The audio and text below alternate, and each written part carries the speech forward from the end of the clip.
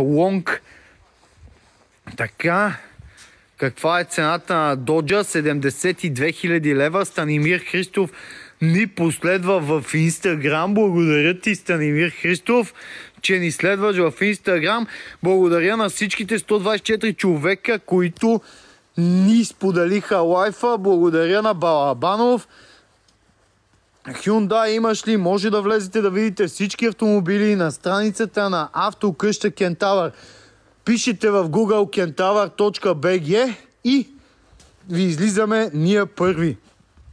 Или най-лесно влизате, за да видите този Мерцедес, влизате в нашия TikTok профил и цъкате на линка, който съм оставил. Там отивате директно на нашия сайт и разглеждате всички автомобили. Volkswagen Passat 20 000 лева, 2016 година 4x4.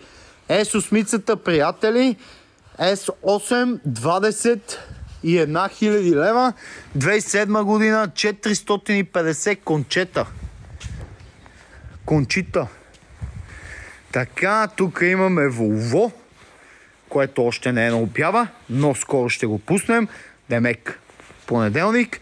Тук имаме още една Toyota RAV4. 2018 година е тя, на